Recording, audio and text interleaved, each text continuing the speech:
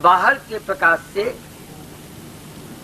तुलना करने लगते हैं और उनको ऐसा लगता है जैसे बाहर का प्रकाश है वैसे ही प्रकाश अंदर है। ये बिल्कुल गलत है, क्योंकि हमारे अंदर की दुनिया में कोई आंख लगी नहीं है, इसलिए अंदर की दुनिया को वो प्रकाश नहीं चाहिए जिसकी मदद लेकर आंख किसी वस्तु को देखता है। ये तो केवल बाहर की दुनिया का प्रकाश है, फिर हम प्रकाश उसे क्यों कहते हैं? सिर्फ इसलिए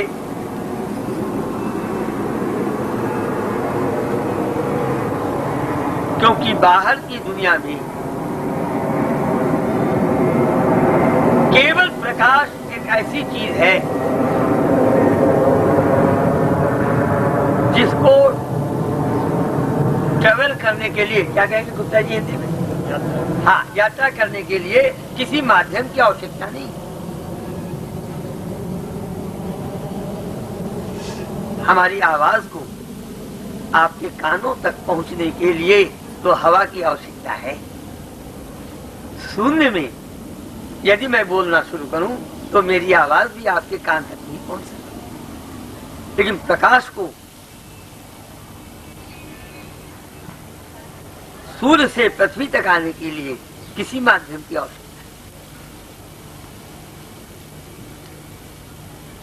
बिल्कुल इसी तरीके से ईश्वरी शक्ति को कहीं तक चले जाने में किसी माध्यम की आवश्यकता नहीं। इस एक गुण की वजह से उसको हमेशा प्रकाश कहते हैं। दूसरी चीज, ये जो बाहर का प्रकाश है, हम देखते हैं कि कुछ पदार्थ से आर पार चली जाती है। शीशा प्रकाश में रुकावट नहीं डालती, पत्थर रुकावट डालेगा, लकड़ी रुकावट डालेगा। ये दूसरा गुण है जो अंदर की शक्ति ईश्वर की शक्ति में भी है। कुछ चीजें ऐसी हैं जो भगवान की शक्ति को बाहर प्रकट होने में मदद करती हैं, रुकावट नहीं डालती। लेकिन कोई न कोई चीज है जो रुकावट डालने में समर्थ है। अगर ऐसा न होता तो सारे मनुष्य एक समान हो जाते सारे मनुष्य एक समान हो जाते। बिल्कुल ऐसे ही जैसे यदि पृथ्वी गोल न होती तो शायद कहीं रात न होता। ये तो पृथ्वी के गोल होने की बात है कि कभी रात कभी दिन, यहाँ दिन है तो अमेरिका में शायद रात है। तो अब वो कौन सी चीज है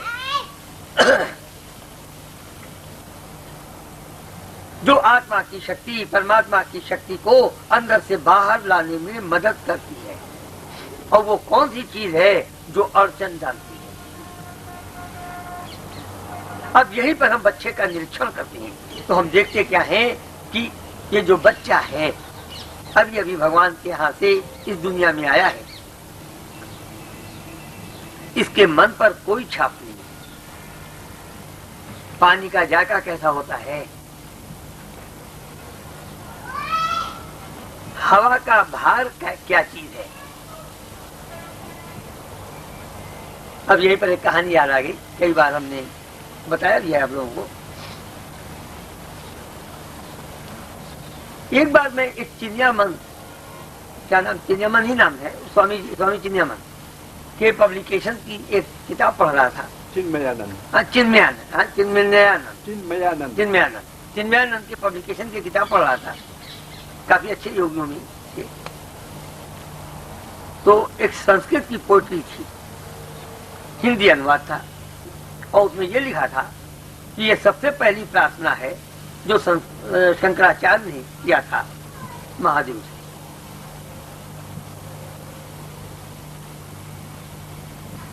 तो जरा उत्सुकता जागी, बहुत डिटेल में मैंने पढ़ा, और उसका मेन चीज सिर्फ ये थी बताने की जो है कि हे ईश्वर, मैं दोबारा माँ के पेट में 9 महीने तक रहने की तकलीफ नहीं चाहता। अभी पढ़ने के बाद लगता है कि शायद जब वो पेट में थे, गर्भ में थे, उस समय जो दिक्कतें थी वो उन्हें महसूस हो गई।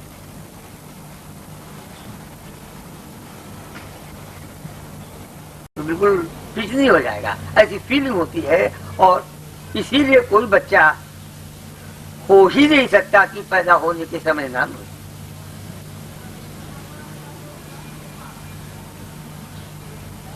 अब यो हम लोग चलते हैं, कभी नहीं लगता कि हमारे सर पे कोई भार है। वो धीरे धीरे धीरे धीरे आदत पड़ जाती है। और इस आदत में, ये आदत कैसे पड़ती है?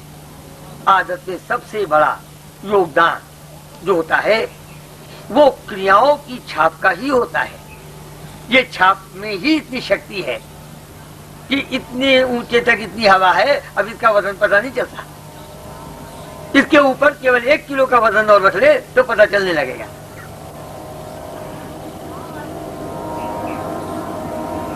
तो वो जो बच्चा है उसके मन पर कोई छाप नहीं है। वो ये भी नहीं जानता कि अगर वो आग को छू ले तो जल जाएगा। ये छाप उसके ऊपर नहीं है, किसी भी स्वाद की छाप उस पर नहीं। ठंडक गर्मी की छाप धीरे धीरे उस पर पड़ती है।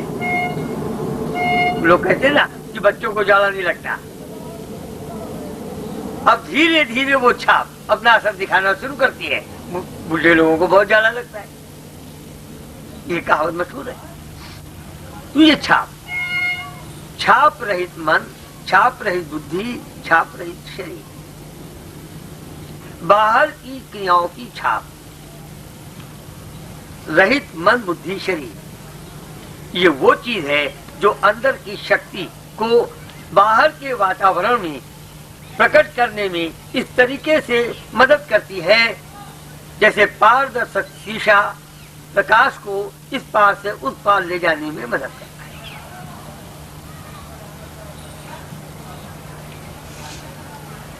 और ये शक्ति पूरी सृष्टि में सामंजस्य फैलाने में मदद करती है। चांद और तारों के बीच में सामंजस्य, अनंत ग्रहों के बीच में सामंजस्य, सूर्य और मनुष्य के बीच में सामंजस्य,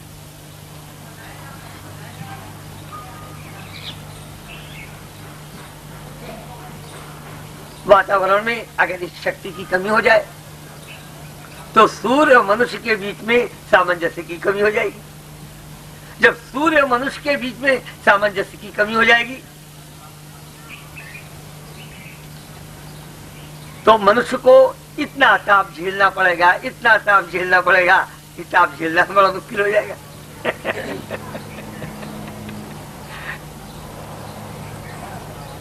या इतना कम ताप मिलेगा सूर्य का कि फिर ठंडक झेलना मुश्किल हो जाएगा। जितना सामंजस्य रहेगा उतना ही ये सूर्य आपकी बॉडी को तकलीफ नहीं दे पाएगा। और देखिए कितना बड़ा तमाशा है। सूर्य एक है, शरीर इतने,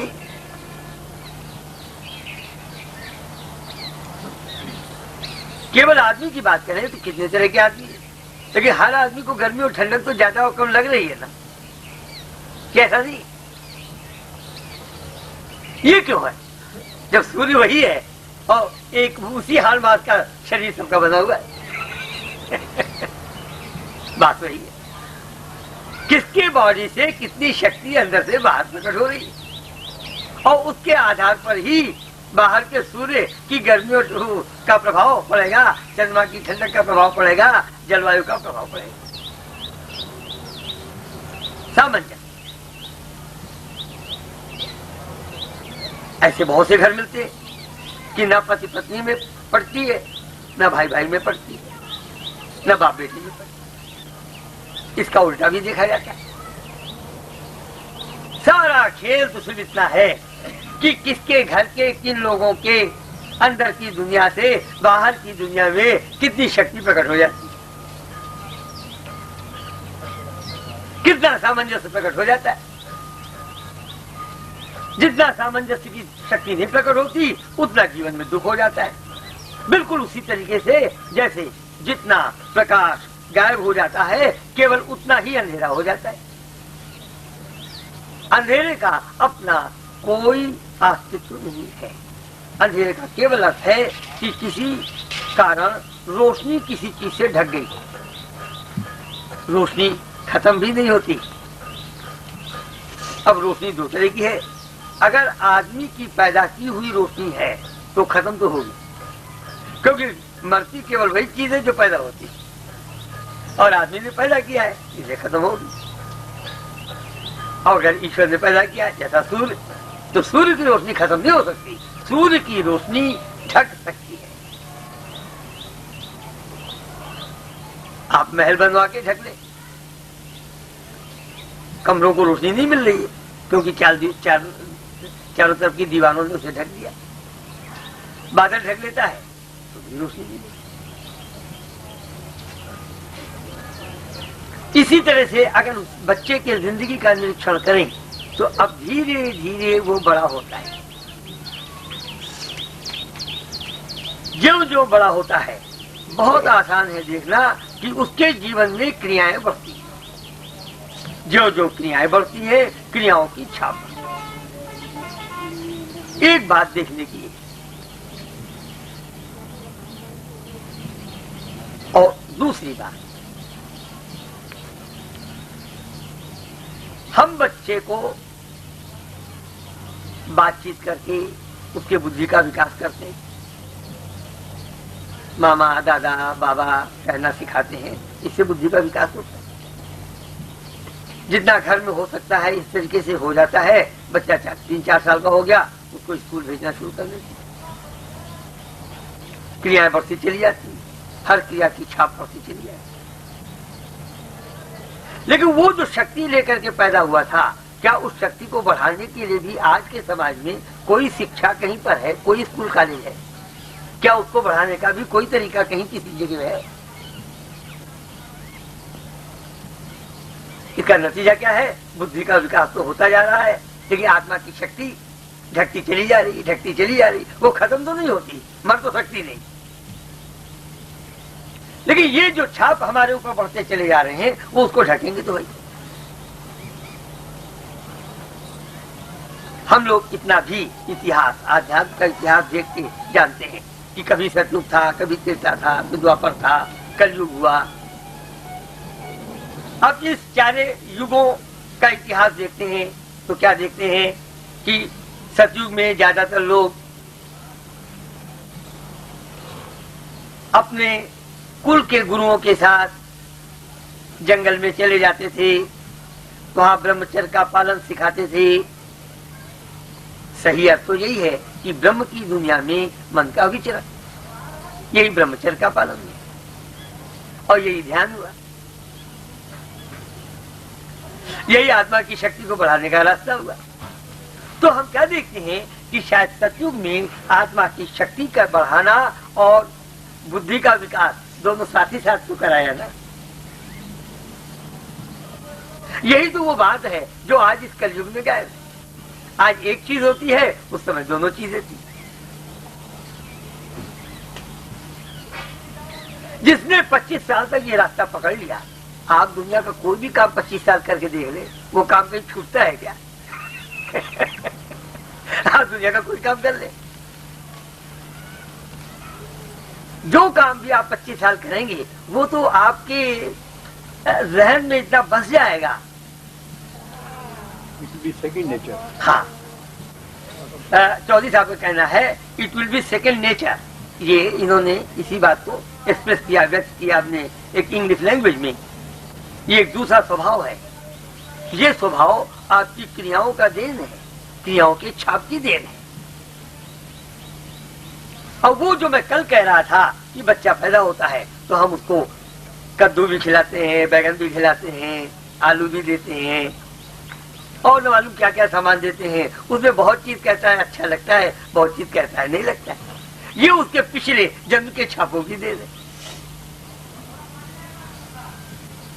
फिर लोग कहते हैं नहीं नहीं ये अच्छा लगे न लगे ये बड़ा फायदा करता है।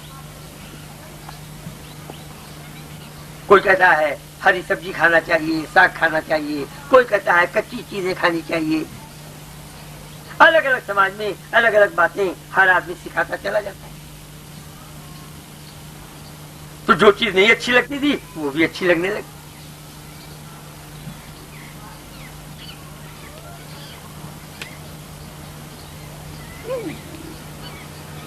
तो हमने यही कल बिल्कुल एंड में मैं यही कह रहा था और यही बताने की कोशिश की कि आखिर हमको जिंदगी में चाहिए क्या। चाहिए सिर्फ ये कि हम अपने बच्चों का बुद्धि का विकास और मन का विकास साथ साथ कर सकें।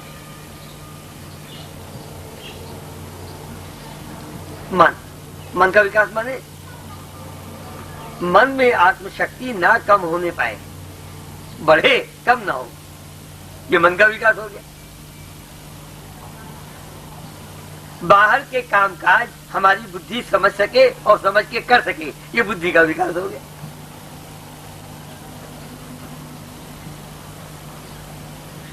मन का विकास अगर हो गया,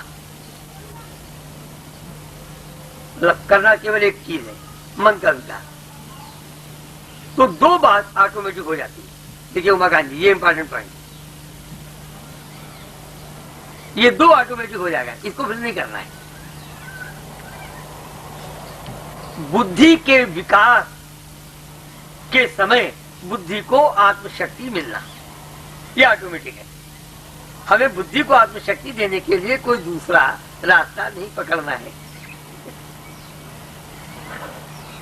साधना जो है वो तो केवल मन के विकास की। इसी तरीके से हमारे शरीर में जो अंदर पुर्जे हैं उनको आत्मा की शक्ति पहुंचाने की कोई तीसरी साधना नहीं करनी। साधना तो केवल मन के विकास की करनी है। फिर उन अंदर की दुनिया के पुर्जों को वो शक्ति अपने आप मिल जाएगी।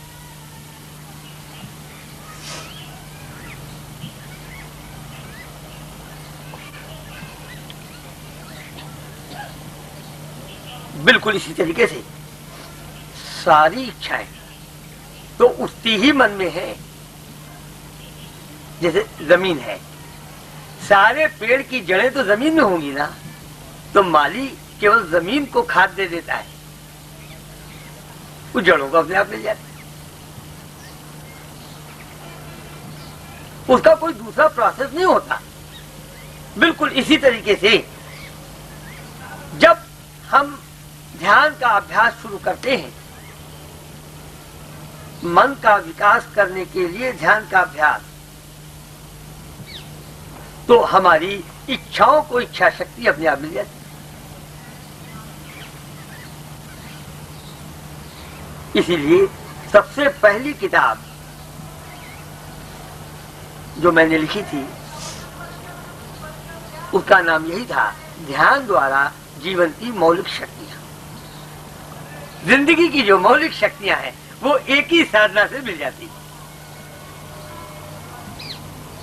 कुछ पब्लिकेशन हमारे, कुछ किताबें ये सामने मेज पे रखी हुई हैं, जो लोग देखना चाहें देख सकते हैं। क्योंकि ज्यादातर तो लोग यहाँ पुराने, सबको पता है, सबके पास किताबें हैं भी, तो किताबें बहुत सी हैं। लेकिन जो सबसे पहली किताब थी वो यही थी, ध्यान द्वारा जीवन की मौलिक शक्ति। तो सतयुग की बात कर रहे थे, जबकि सबसे ज्यादा जरूरी यही समझा जाता था कि कुल के गुरु के साथ बच्चा रह करके 25 साल तक ध्यान की कला में अभ्यस्त हो जाए। भले उसे यदि राजा का बेटा है तो राजमहल के आराम भी छोड़ना पड़े।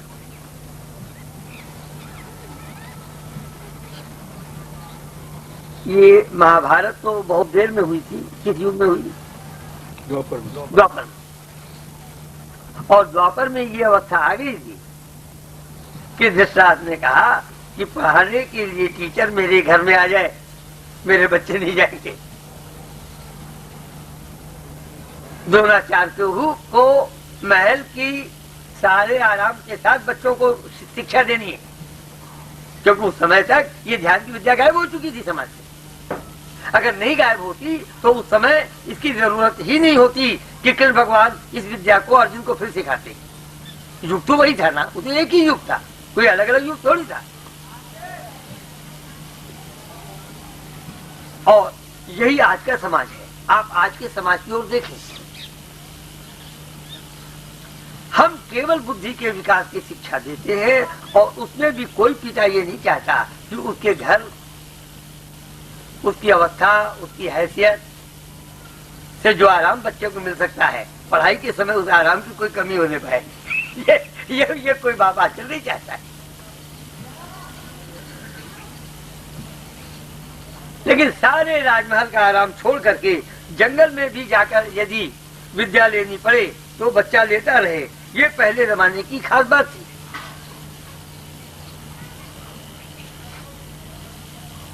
तो आज के जमाने में और पिछले जमाने में सिर्फ एक ही अंतर है, आज धीरे धीरे आत्मशक्ति कम होती है, बुद्धि का विकास होता है, शरीर का विकास होता है। और ये बुद्धि और शरीर के विकास का जो रास्ता है, मन के विकास की कमी में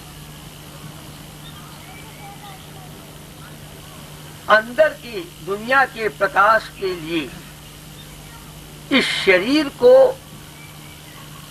स्नायु संस्थान को, नर्वस सिस्टम को और बुद्धि के तत्व को पारदर्शक से अपारदर्शक बना देता है। अंदर की दुनिया का प्रकाश धीरे धीरे अंदर से बाहर प्रकट नहीं होता, और कम प्रकट होना, और कम प्रकट होना, और कम प्रकट होना।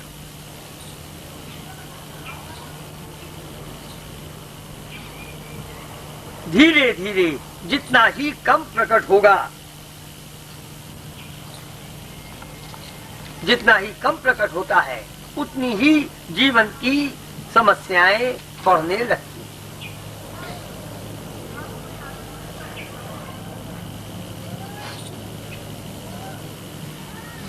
ये एक मूल बात है। हमारे जीवन में समस्याएं क्यों आई और क्यों आती? आज के समाज का मनुष्य भविष्य से क्यों घबराने लगा? अब फिर इस बात को भी देखिए, हर व्यक्ति भविष्य से घबरा रहा है, भविष्य को बचाने के चक्कर में लगा है।